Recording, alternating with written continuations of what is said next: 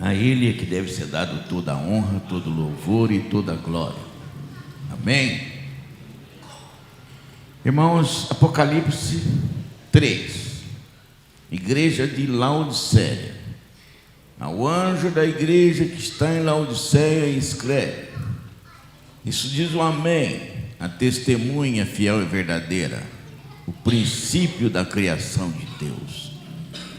Pode sentar, pode ficar à vontade. Senhor, estamos nessa noite aqui a fazer mais um estudo, Senhor. Senhor, se o Senhor quiser glorificar o Teu nome na minha vida, na vida da igreja, fique à vontade, Senhor. Somos Teus servos, essa é a Tua casa. Toma conta da nossa vida. Se o Senhor quiser fazer sinais, prodígios e maravilhas, amém, nós aceitamos. E que o Seu nome seja glorificado em tudo. É o que pedimos e já Te agradecemos. E todos digam amém.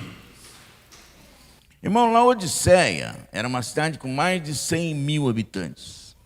E Caraguá também é uma cidade com mais de 100 mil habitantes.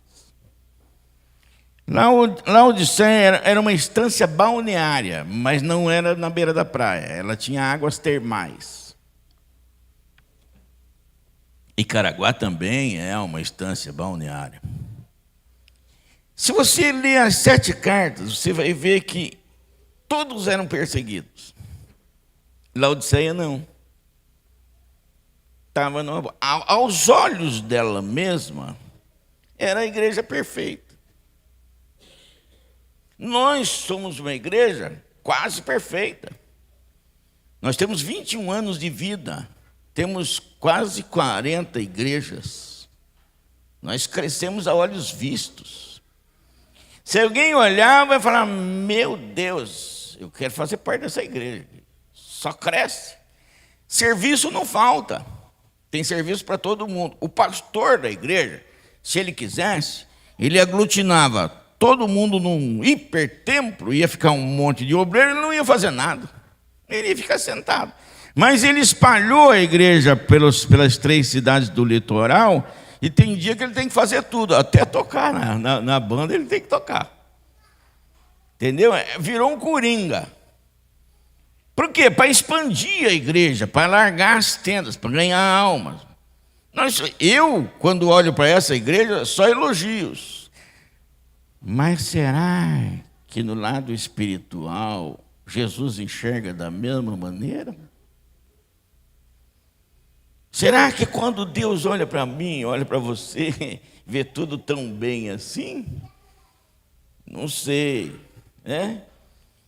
Esse estudo podia até se chamar assim, Igreja de Caraguatatuba.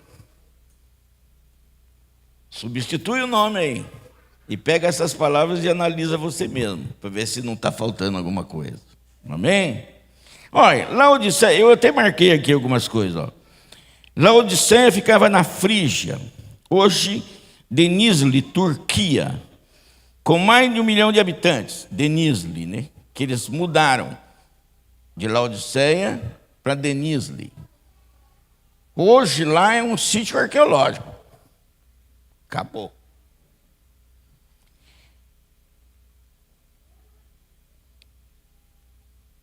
Houve um terremoto em 494 DC, extremamente devastador, e destruiu a cidade. Eles foram lá e reconstruíram sozinhos. Eles não pediram ajuda para o César em Roma, não. Eles tinham poder, eles tinham dinheiro. Dinheiro, irmão, não é problema não. Dinheiro até é bom. Até eu gosto. Só que o amor ao dinheiro pode te afastar de Deus. E é um caso que estava acontecendo aqui. Depois ela foi invadida por bizantinos e turcos. E seus habitantes progressivamente se refugiaram em Denizli, na Turquia. Abandonaram a cidade. Afinal, não foi muito feliz, não, né? Alguns outros detalhes. Laodiceia era um centro bancário e financeiro tão poderoso que se reconstruía depois de um terremoto. Tinha um centro de medicina especializado em oftalmologia e fabricava um colírio para tratar doença dos olhos.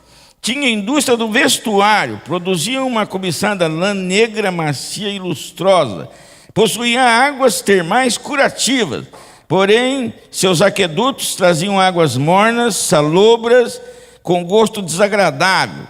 Davam náuseas as águas de lá.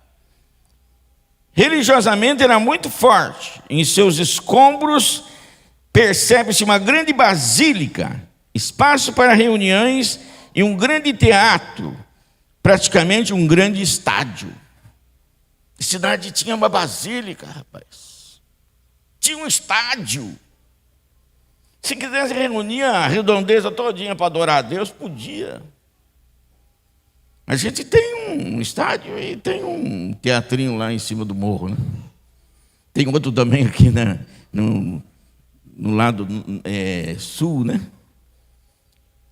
É semelhantíssimo em proporção, em tamanho, em habitantes. Tinha de tudo. Rica. Poderosamente rica. Só que daí quando Jesus vai falar com os crentes, ele diz assim: conheço as tuas obras. Ele conhece as minhas também. Que nem és frio nem quente. Quem dera se fora frio ou quente. Assim, porque és morno e não és frio nem quente, vomitar-te-ei da minha boca. Pesado, né? Sabe, irmão, vamos aliviar um pouco. Eu pregava com Oliveira, né? E aí Oliveira me levou para pregar em Goiânia, uma igrejona, rapaz.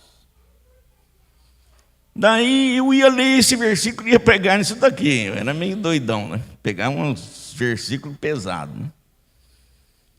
Só que antes de ler o versículo, eu fiz uma pergunta para a igreja. Irmãos, vou fazer uma pergunta para vocês. Não responda para mim, não. Responda para você mesmo. Você é um crente quente, morno ou frio? Aí um cidadão, que normalmente não ia na igreja, só ia no dia de festa, a mulher convidava ele, porque era dirigente do serviço de oração, sabia de tudo. Vamos lá, hoje tem um pregador novo, vamos lá ouvir o homem. Aí ele ia. Ele parou, sentou, pensou. Frio eu não sou. Frio lembra a morte, né?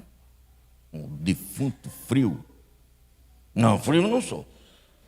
Mas quente eu também não sou. Que nem a minha mulher, que não sai da igreja, vive lá no circo de oração, participando de tudo. Não sai daqui. Mas quente eu também não sou. Eu sou morno. Pensou com ele mesmo. Eu sou morno. Aí eu abri a Bíblia e cacetei o morno. Pensa se abrir a mala de ferramenta assim e bater. Bati pesado. Veio um monte de gente aceitar Jesus, voltar para Jesus. Irmão, o meu dom é evangelismo, viu? Eu sou evangelista. Se você juntar um monte de ímpio numa igreja e me chamar, metade aceita Jesus. Porque é o meu dom. Entendeu? E até se tiver que fazer uma cura, um milagre, Deus faz, só para salvar. Aí, um ou 2 anos depois, eu fui pregar na Vanderlândia, Tocantins. Lá, o irmão Oliveira tinha 2 fazendas, rapaz.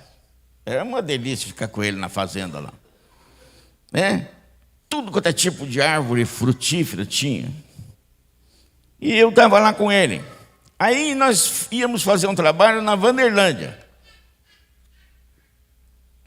E ele matou 2 boi para a igreja comer. 2 boi, rapaz. O homem era meio doido, né? Foi uma festa, era de manhã, de carne em todo mundo. De tarde, de noite.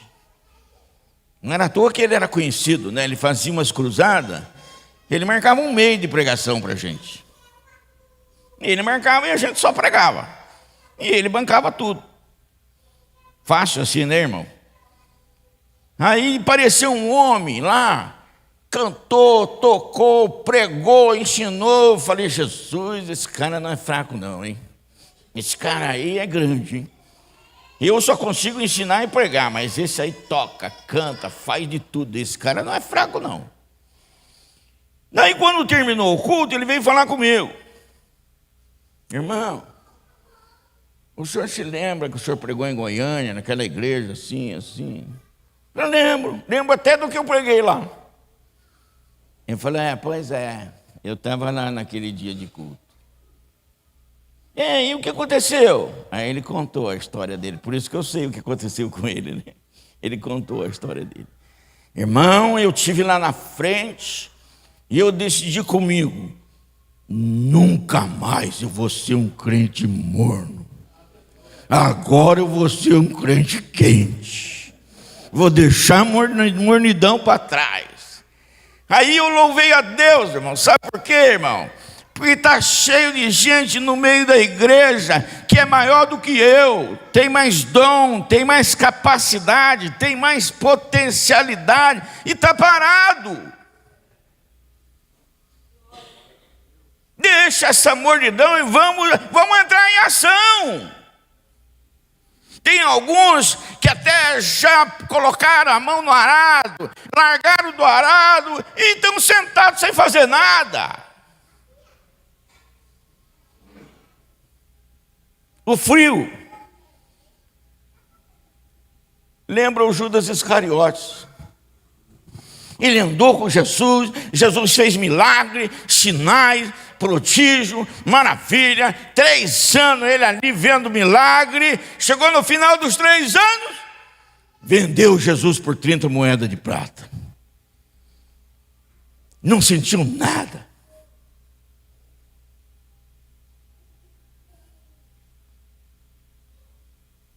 O quente lembra Pedro, né? Pedro era perfeito? Não, negou Jesus 3 vezes. Jesus ainda falou para ele, antes do galo cantar, você vai me negar 3 vezes. Não é essas coisas que você está pensando, não. Irmão, ser quente não é sinal de que você é perfeito. Ser quente é sinal de que você sabe reconhecer os seus erros e pedir perdão.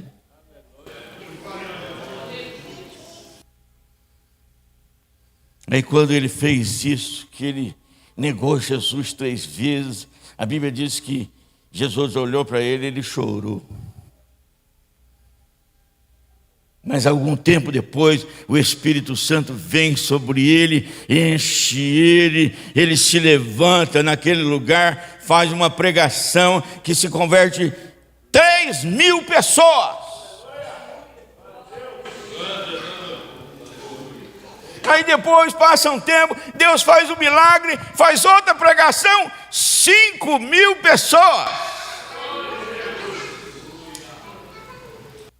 Mecai, suide, canta, labachuri, anda. Crente quente é aquele que dá fruto, é aquele que é cheio do Espírito, é aquele que se levanta, aleluia, e prega, e Deus salva, e Deus cura, e Deus batiza, e Deus liberta. Deixa Deus usar você.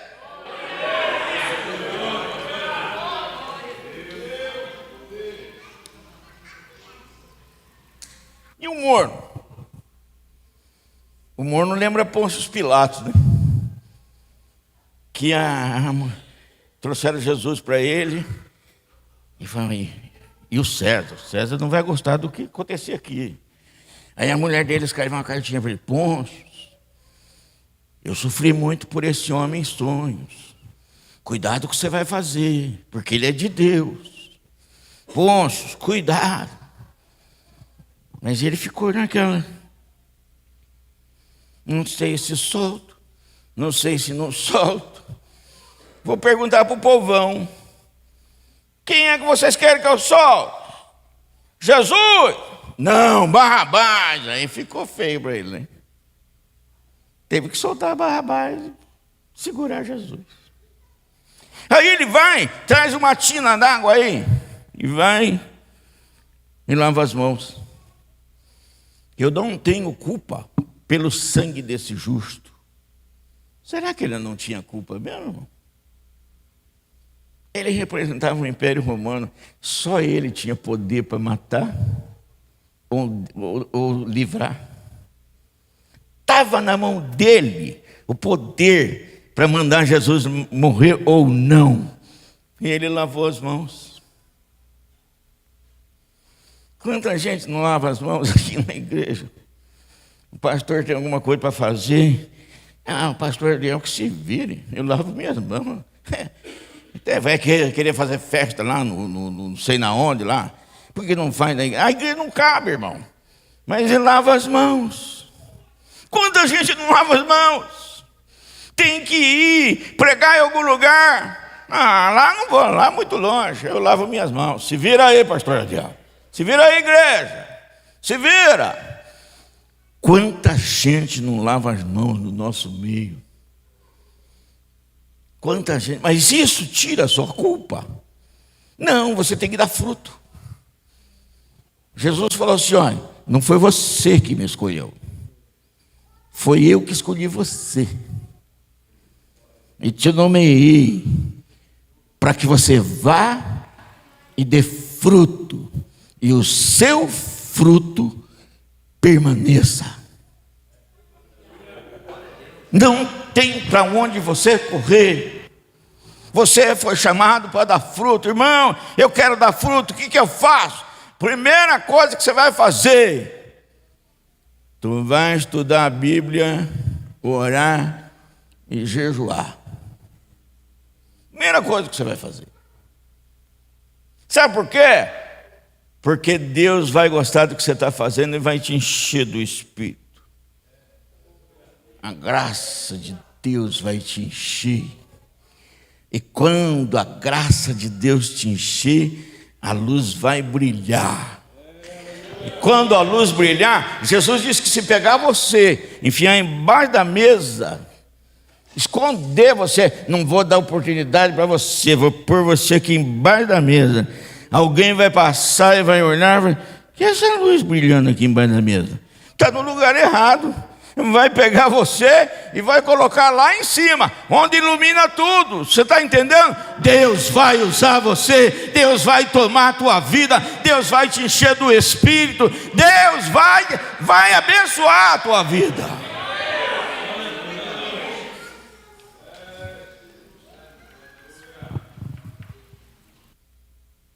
Vamos passar para o seguinte: como dizes, rico sou, estou enriquecido e de nada tenho falta, e não sabes que é um desgraçado. O que é um desgraçado? Nem que está sem a graça de Deus. E miserável. O que é um miserável? É um cara que está na miséria mesmo. Olha, para pensar, os crentes eram tudo ricos.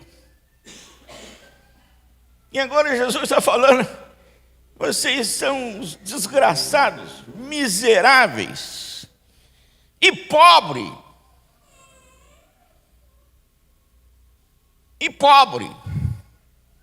E cego. Irmão, depois ele dá um conselho para comprar dele ouro, né? Ouro. Como que ele nos dá ouro? Me diga, como é que ele dá ouro para a gente?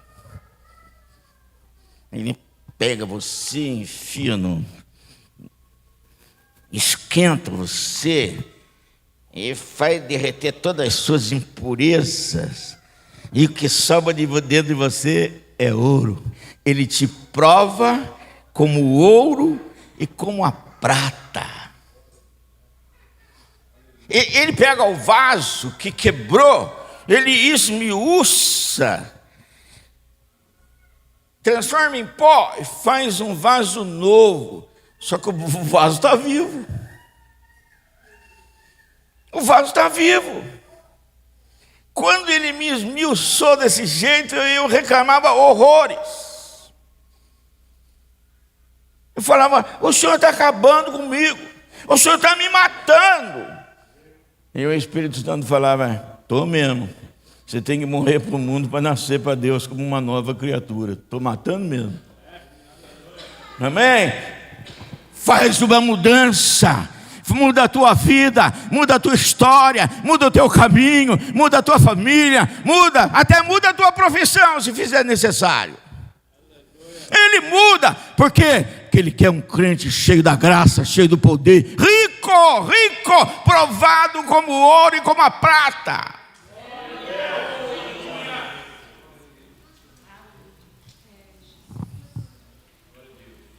E cego.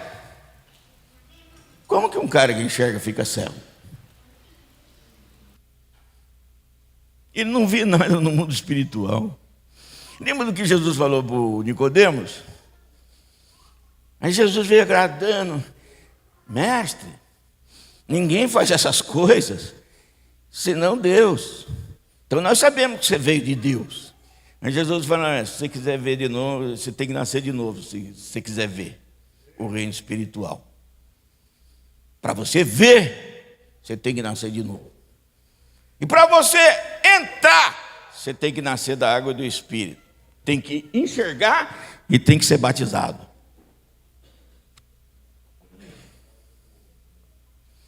Agora, pode acontecer de um cara enxergar tudo e depois ficar cego?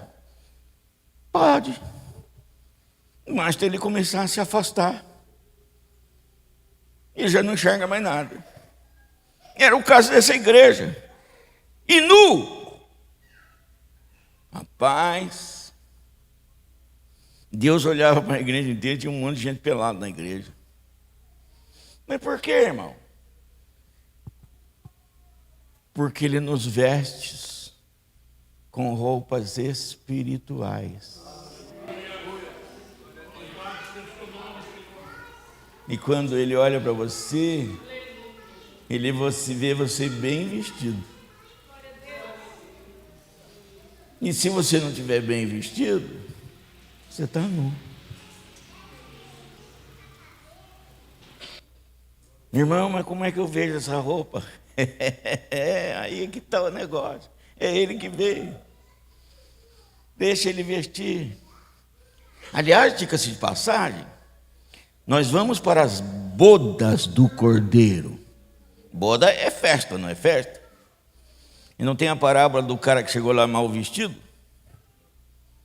Tira esse cara daí. Esse cara está fazendo aqui.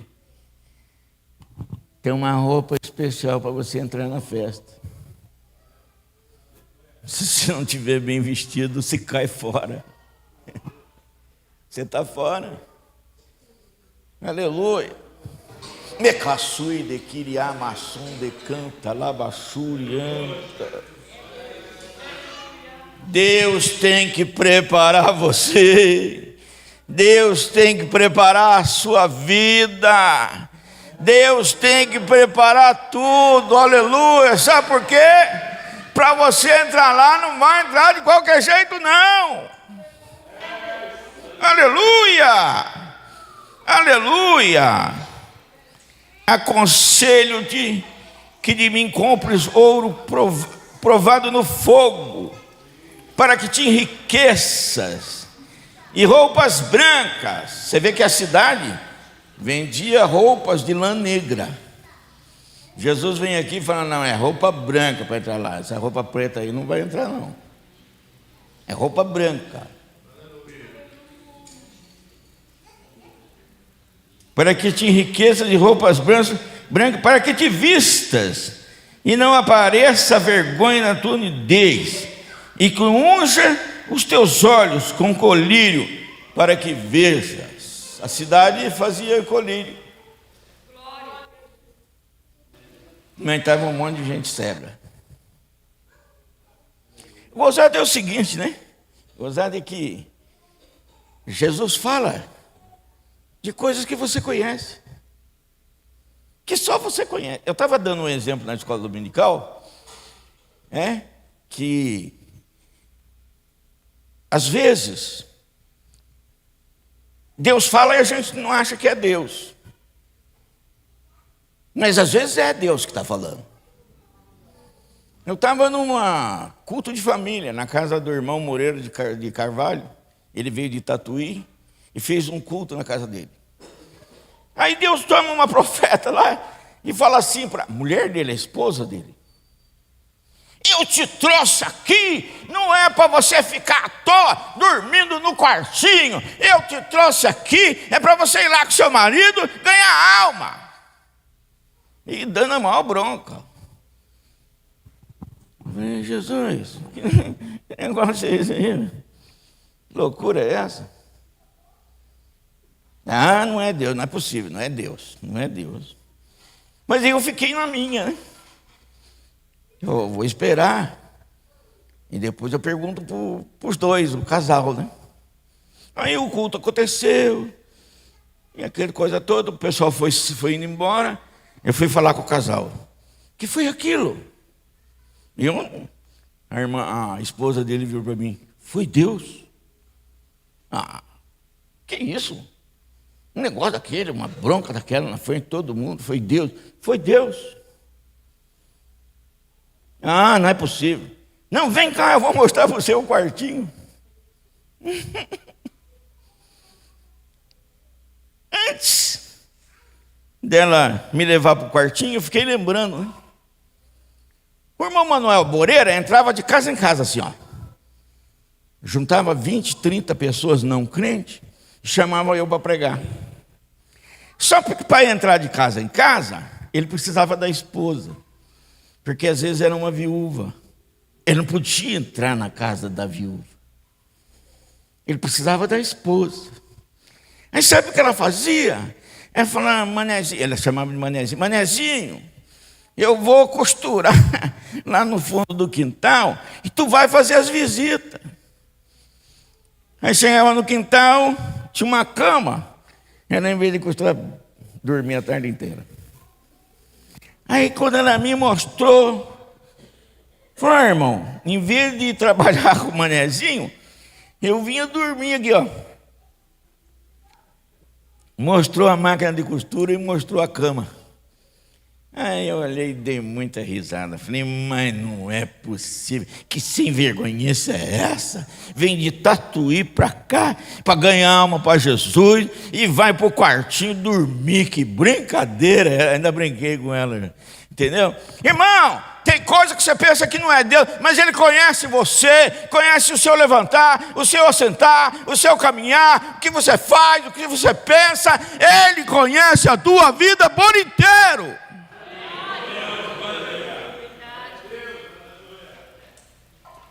Irmão, esse homem dirigiu o Olaria e o Casa Branca e o Cantagalo. 3 meses. Ele encheu 3 igrejas. 3 meses. Ele encheu 3 igrejas. Então o diabo não ia querer que ela dormisse no quartinho? Lógico que ia querer, irmão. Dava fruto. E tem outra coisa, ó.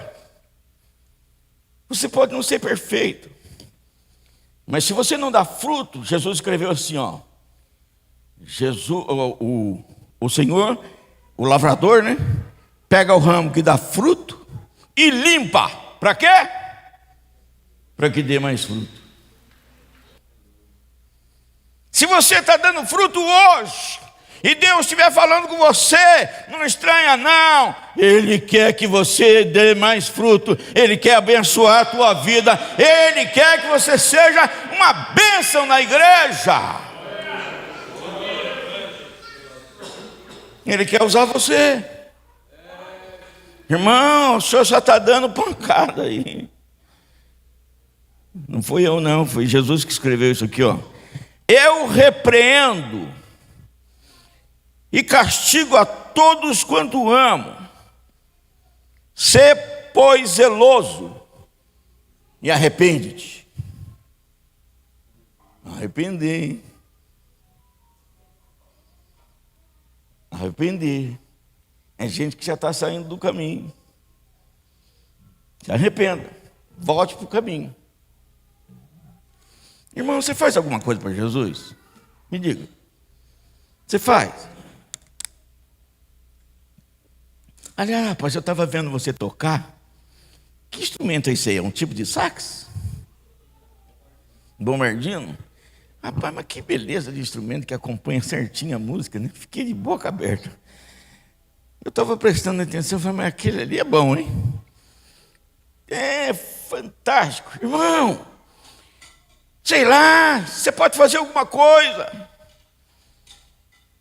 Até limpar a igreja você pode, se quiser. Pode orar, pode estudar a Bíblia, pode participar da escola dominical, pode entrar no curso que vai ser feito aqui pelo nosso irmão. É só falar com ele, eu quero esse diploma aí, quero participar. Todo mundo pode.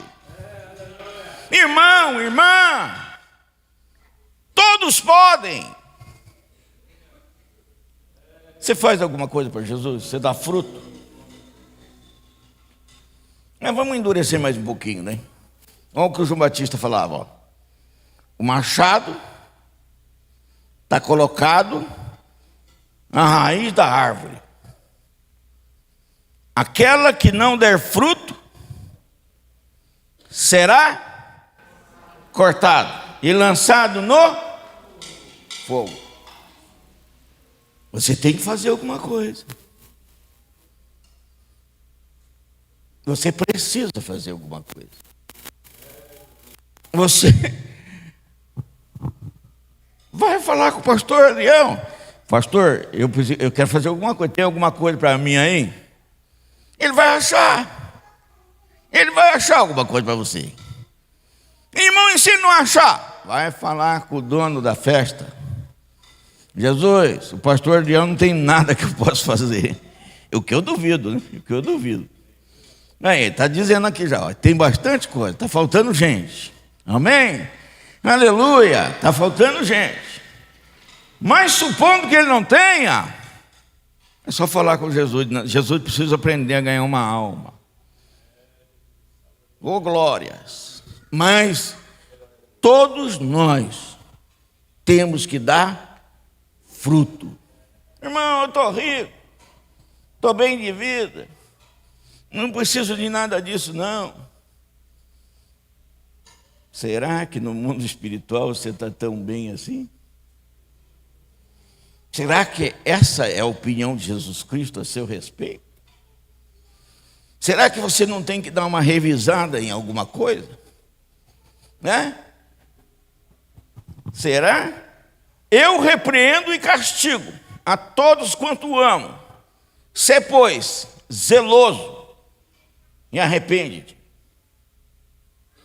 Irmão, isso aqui está virando um saco de pancada, hein? Não estou com vontade nem de dar glória a Deus. Mas ele corrige. Vai aceitar a correção? A palavra é dele, não é minha, não. Você sabe qual é a minha função? A minha função é assim. Ele me manda em algum lugar e fala, olha, vai lá e prega. Quer ouça, quer deixe de ouvir. Não é problema seu. Você vai lá e fala aquilo que eu mandei falar. Quer ouçam, quer deixe de ouvir. Esse é o meu trabalho, irmão. Eu estou desde os 26 anos fazendo isso. Teve lugar que eu fui, nunca mais voltei. Não deixaram. Esse cara aí, nós não queremos aqui, não. Teve lugar que eu fui, nunca mais voltei.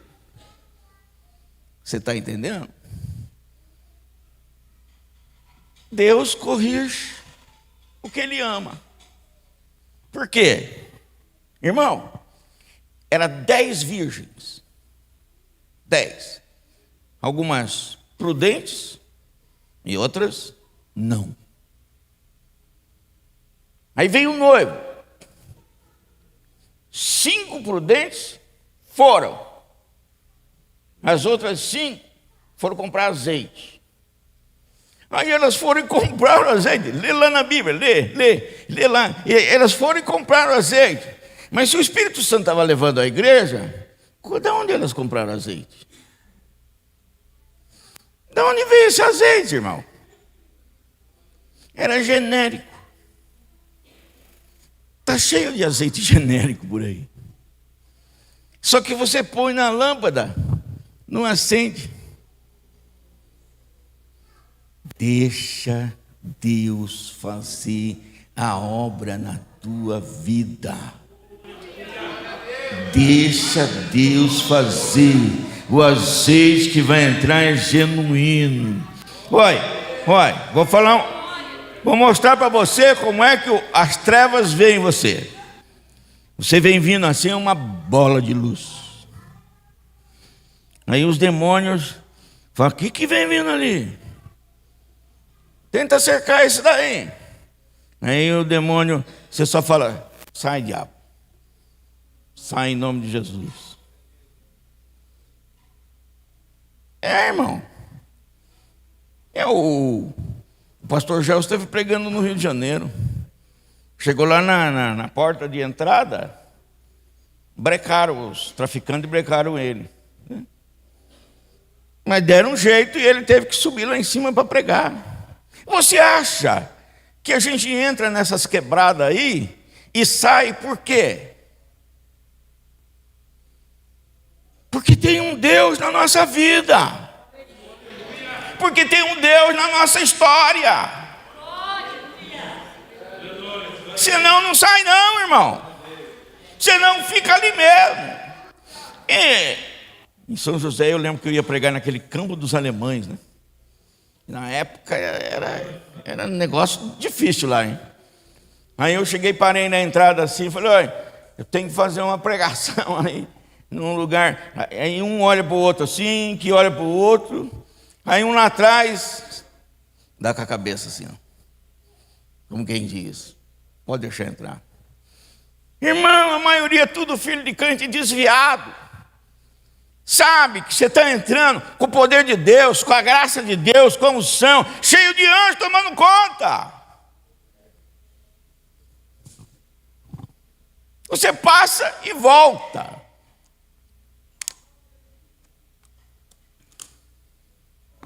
Uma vez eu vi uma ilustração de um irmão que, não sei se aconteceu de verdade, mas como ilustração é linda. O pastor saiu da favela, da periferia. Daí, ele dirigiu uma igreja, cresceu, ficou rico. Aí um dia Jesus falou para ele: você tem que voltar às suas origens. Vai lá na favela e prega o meu nome lá. Aí veio um convite, ele tinha que ir na favela. Aí foi: Jesus, mas eu com esse relojão aqui, esse carrão, se eu parar lá, eu volto sem nada. Não, vai lá, volta lá para a sua terra. Vai lá pregar o meu nome. Aí disse que ele chegou na porta da favela, tinha uma vala, uma ponte, e a galera toda ali, sentada, tomando conta.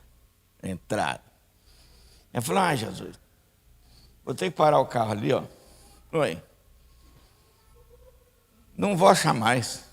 Vou voltar sem nada. Se eu voltar com roupa, ainda está muito bem feito. Ele disse que ele ia passando na ponte, e ele falou: boa noite. Aí a galera toda: boa noite, boa noite, boa noite, boa noite, boa noite. Ele pensou: aí, Jesus, estão gozando da minha cara, ó. Um monte de boa noite, eu só falei um, só tem um, né? Estão gozando da minha cara. Aí ele foi, pregou. Quando ele vem voltando, ele pega: boa noite. Aí o líder fala: espera aí um pouquinho. Por que você veio aqui e trouxe aquela multidão junto com você? Você podia ter vindo sozinho. E tinha um com uma roupa branca, com uma espada assim, que parecia que estava pegando fogo. Ele olhou para nós e falou: olha, olha, o meu servo vai trabalhar lá em cima. Olha o carro dele aí, hein? Se sumir alguma coisa, eu venho aqui cobrar de vocês, hein? Irmã, você não precisa trazer aquele cara aqui não. E nós ficamos assustados. Primeiro com os gurilão que vinha junto com você, né? Guarda-costas. Irmão, você não entra sozinho, não. Tem um Deus na tua vida. Tem um Deus na tua história. Tem. Aleluia. Acho que já está acabando meu tempo, né? Eis que estou à porta e bato. Se alguém ouvir a minha voz e abrir a porta, eu entrarei na sua casa, e com ele cearei e ele comigo. Você já teve endemoniado alguma vez? Eu acho que a maioria vai dizer, eu não. Eu tive. O diabo, ele não bate, ele arromba. E depois que ele foi expulso, ele já não me possuía, mas ele me oprimia. O diabo é terrível, você não tem ideia. Teve uma época que para dormir, o meu pai tinha que ficar lendo a Bíblia a madrugada inteira, senão eu não conseguia dormir. Dava terror. Ele apavora a gente. Mas Jesus não.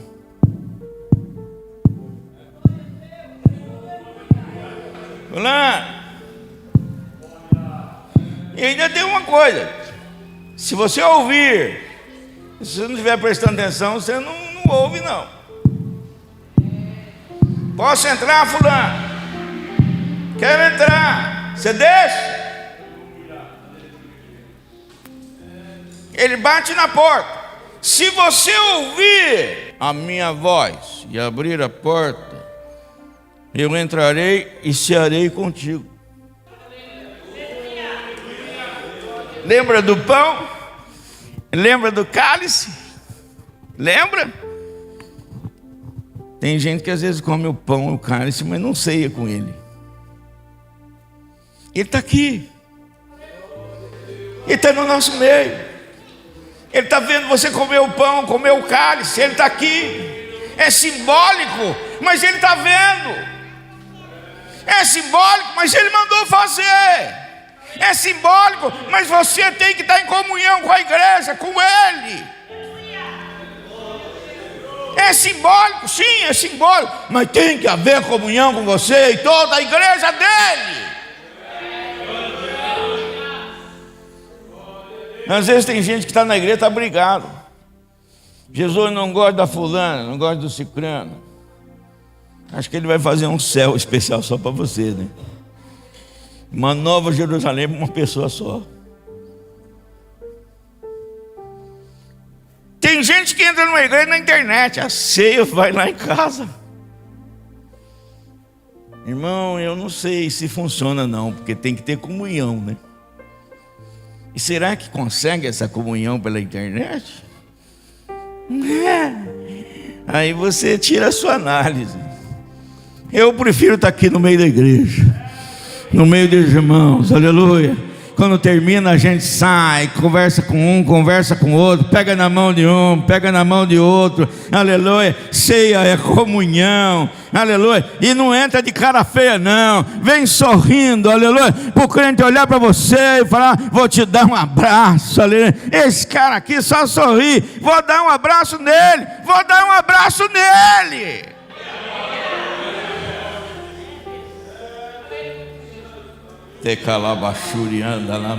Está sentindo a presença de Deus aí?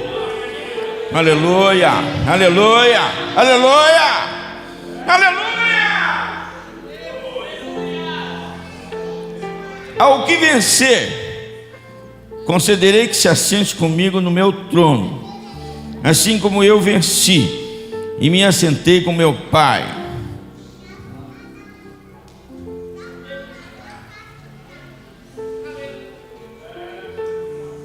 Ele venceu. E você lembra que ele fala, né? No mundo tereis aflições, mas eu venci o mundo. Aí depois em Coríntios 15, ele deixou escrito assim: mas graças a Deus que te dá a vitória em nome do Senhor Jesus. A vitória é tua. A vitória é tua. Quem tem ouvidos, o que o Espírito, acho que não precisa dizer mais nada não. Tá bom, né, pastor? Tá bom. Vamos agradecer a Deus. Vamos agradecer a Deus.